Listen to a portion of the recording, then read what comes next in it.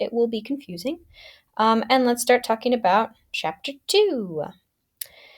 So at the end of Chapter 1, we had the dare. That was our first kind of bit of drama, where Jim, Scout, and Dill, curious to see the mysterious Boo Radley, um, effected this dare where Jim had to go up and slap the house.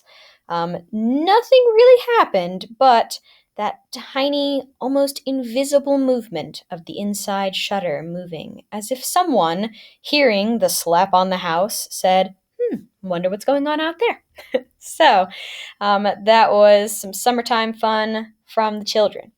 Now, chapter 2, it is time for school. So this is Scout's first year in school. At this time in Alabama, school started in the first grade. So she is going directly into the first grade for the first time. And she's very excited because, of course, she's never been to school. So she thinks it's a wonderful, magical place. But, of course, we all know that that's not true. So, anyways, let's see what Scout's first day of school is like. Dill left us early in September to return to Meridian. We saw him off on the 5 o'clock bus, and I was miserable without him until it occurred to me that I would be starting to school in a week. I never looked forward more to anything in my life. Hours of winter time had found me in the treehouse, looking over at the schoolyard, spying on multitudes of children through a 2-power telescope Jim had given me, learning their games, following Jim's red jacket through wriggling circles of blind man's buff, secretly sharing their misfortunes and minor victories. I longed to join them. Jim condescended to take me to school the first day, a job usually done by one's parents, but Atticus had said Jim would be delighted to show me where my room was. I think some money changed hands in this transaction, for as we trotted around the corner past the Radley place, I heard an unfamiliar jingle in Jim's pockets.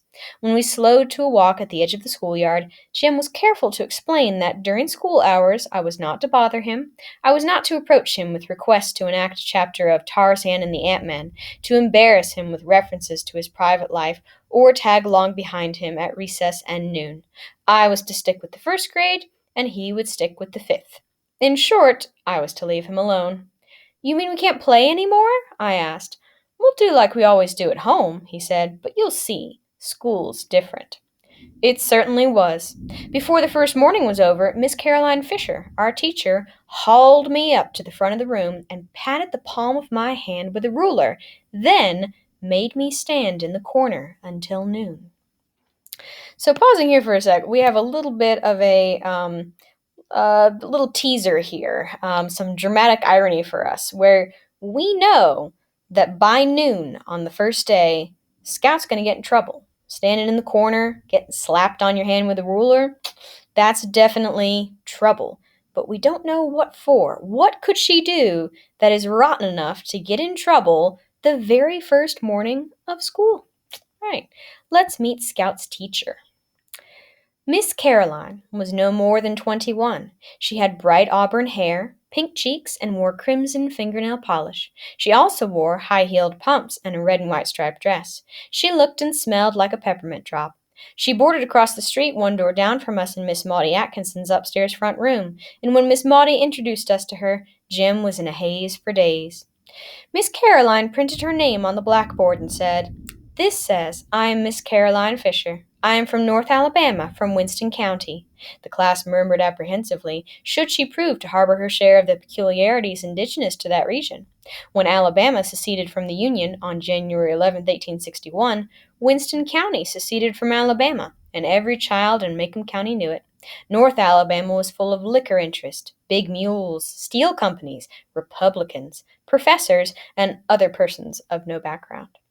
Miss Caroline began the day by reading us a story about cats. The cats had long conversations with one another. They wore cunning little clothes and lived in a warm house beneath a kitchen stove.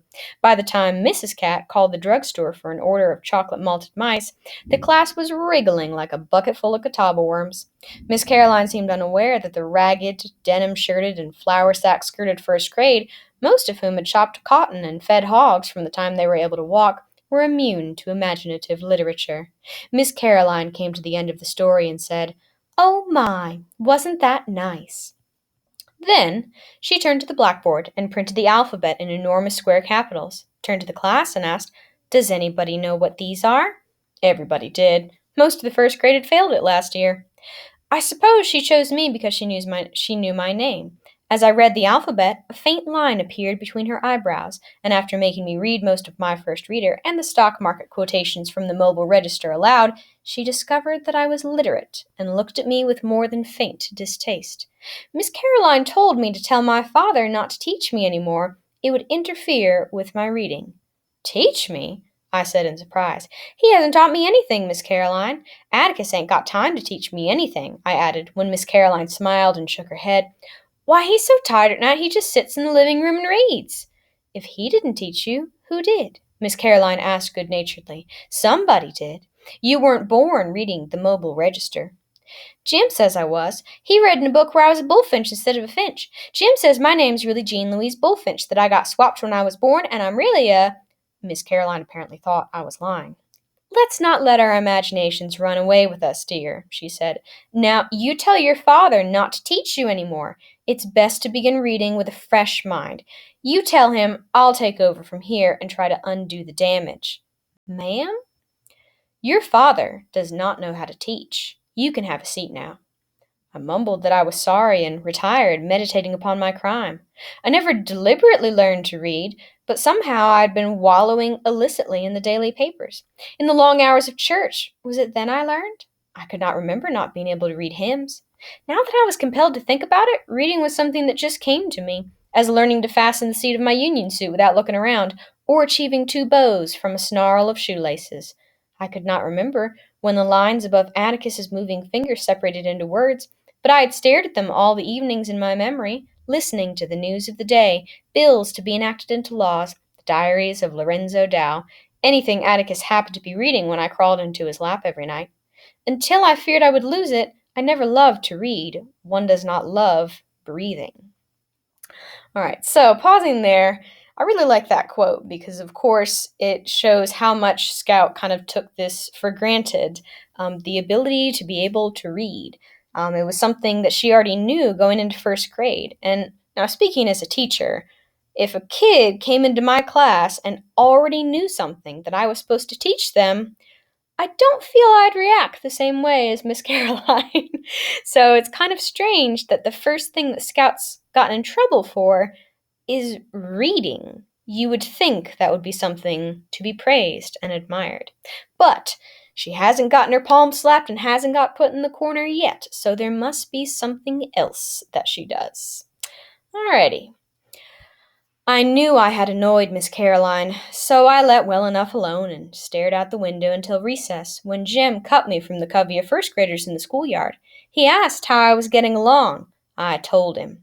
If I didn't have to stay, I'd leave. Jim, that damn lady says Atticus has been teaching me to read and for him to stop it. Don't worry, Scout, Jim comforted me. Our teacher says Miss Caroline's introducing a new way of teaching. She learned about it in college. It'll be in all the grades soon.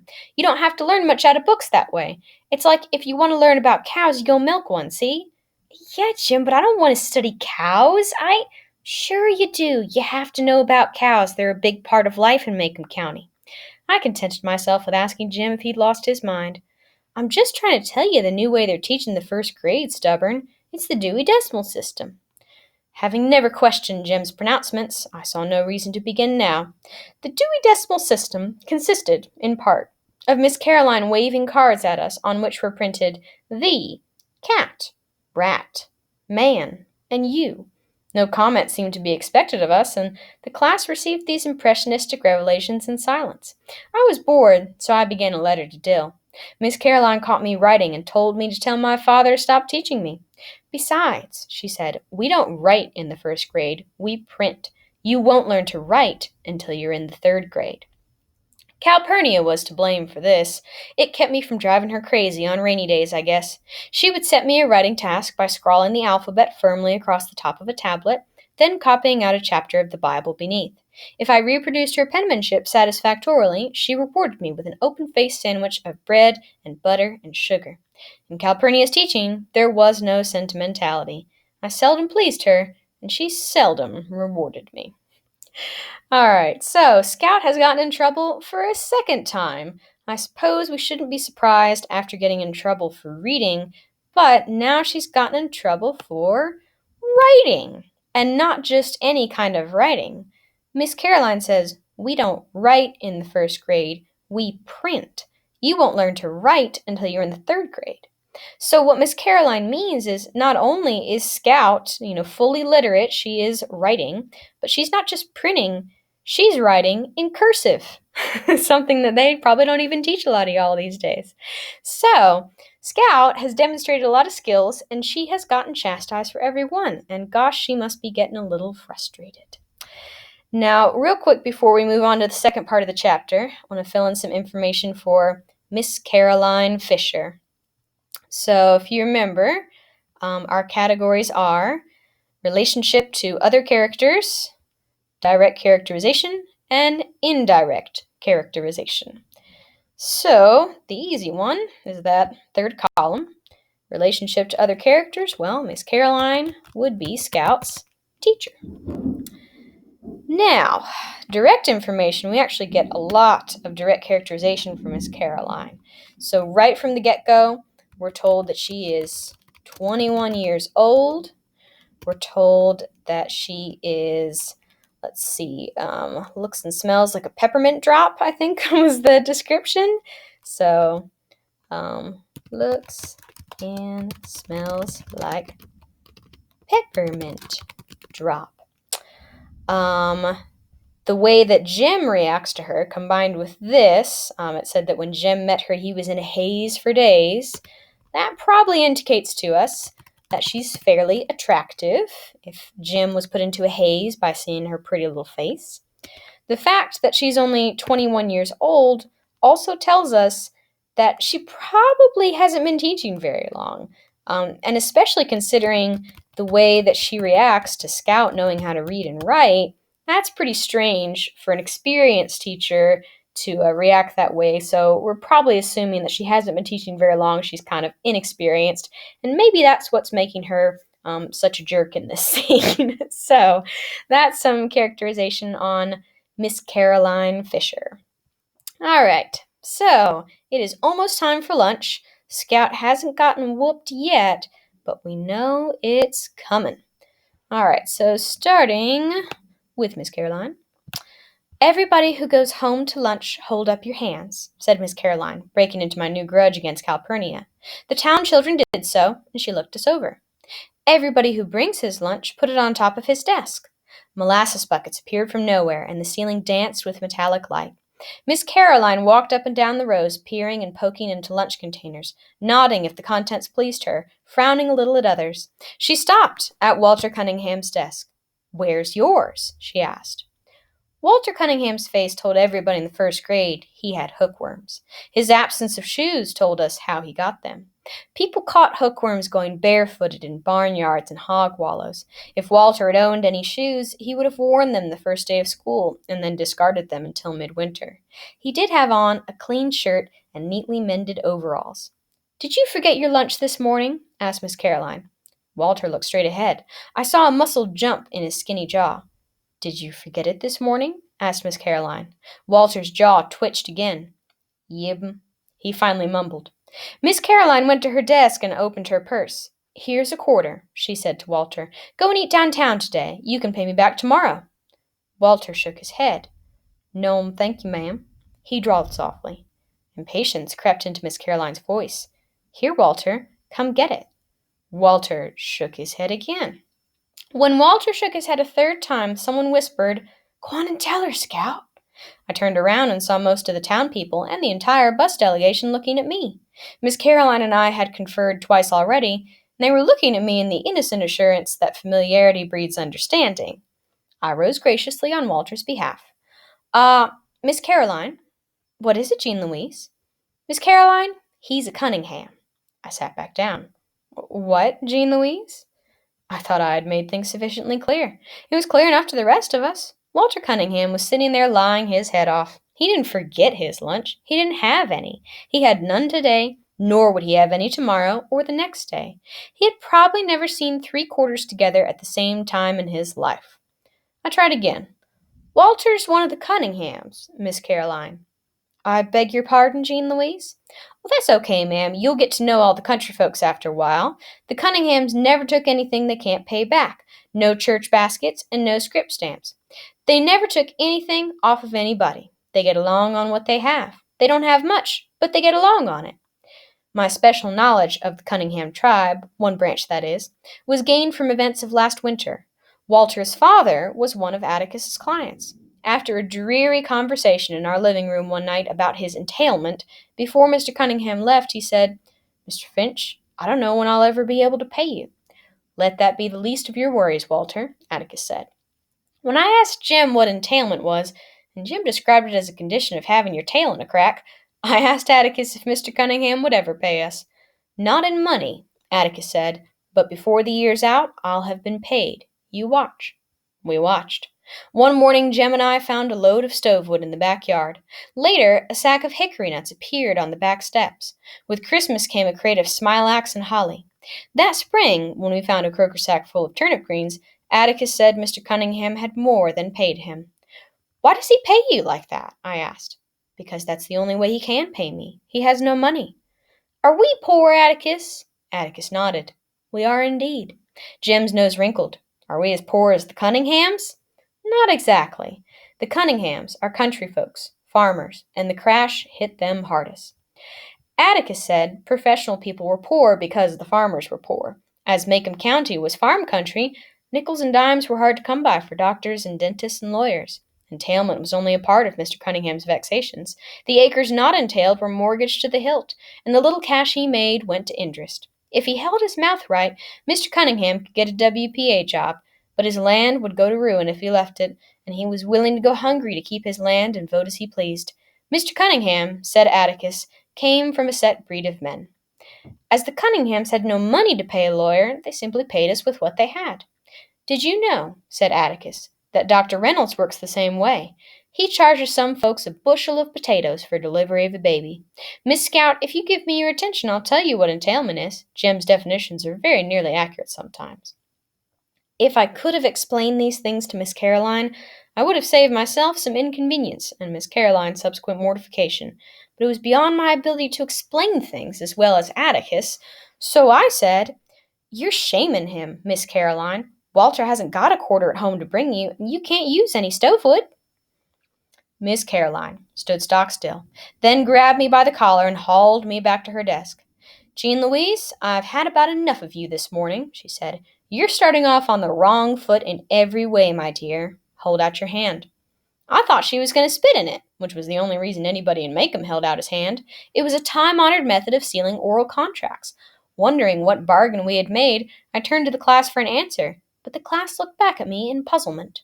Miss Caroline picked up her ruler, gave me half a dozen quick little pats, then told me to stand in the corner.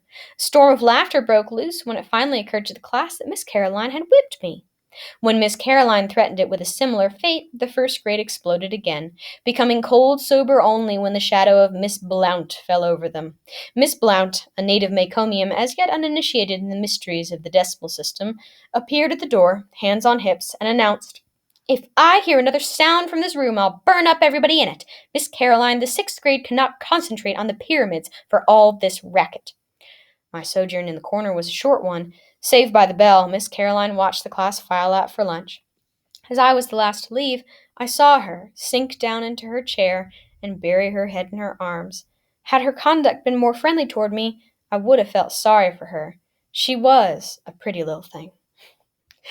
All right, so we finally found out why Scout got whooped. So this incident with Walter, Scout was trying to do the right thing. But if you try and think about it from Miss Caroline's perspective, if you have some little kid saying to you, "Well, you're shaming him, Miss Caroline," and rambling on about stove wood and Cunninghams and stuff like that, well, I mean, A, you'd be pretty confused, but B, you might think that that little kid was being disrespectful. So Miss Caroline, from her perspective, she thought Scout was being sassy. She was being rude. Scout was only trying to help out and explain, but it didn't go very well. So, the the Cunningham family, specifically little Walter Cunningham. He is also on this graphic organizer. If you scroll down from Miss Caroline, so let's talk about Walter Cunningham Jr. real quick. So, relationship to other characters wise, the reason that Scout knows him is he is her classmate. So he is in that first grade class with her. Now, his characterization, I think, is very interesting. He doesn't say too much, but we do get some physical description of him, and we can tell some things about him by that physical description. So one thing that's pretty noticeable about Walter is he has no shoes. He doesn't appear to own any shoes that would be appropriate for school. He also has hookworms. If you want to Google what hookworms look like, just prepare yourself. They're kind of gross. But suck up all the nutrients in your body, leave you kind of pale and sickly. It's not a good thing to have. Let's see. What else do we know about Walter? Well, we can pretty reasonably assume he is poor. Atticus described the Cunningham family as poor, and he does not have money for lunch. So that's kind of directly and indirectly implied to us. But the other interesting thing I think about Walter is that when he comes to school, he has a clean shirt and, for my thing will type, neatly mended overalls. So to me, the fact that, he's very, very poor, doesn't have money for just about anything, but he made the effort to come to school in a clean shirt and neatly mended overalls. He tried to look as presentable as he possibly could. To me, that shows me something of pride, that he's doing the best he can with what he has. I also see that pride in the incident with the quarter. A lesser person probably would have taken that quarter, spent it on whatever they felt like, and not paid it back. But Walter and his family are a proud family, and they do not want to take anything that they cannot pay back.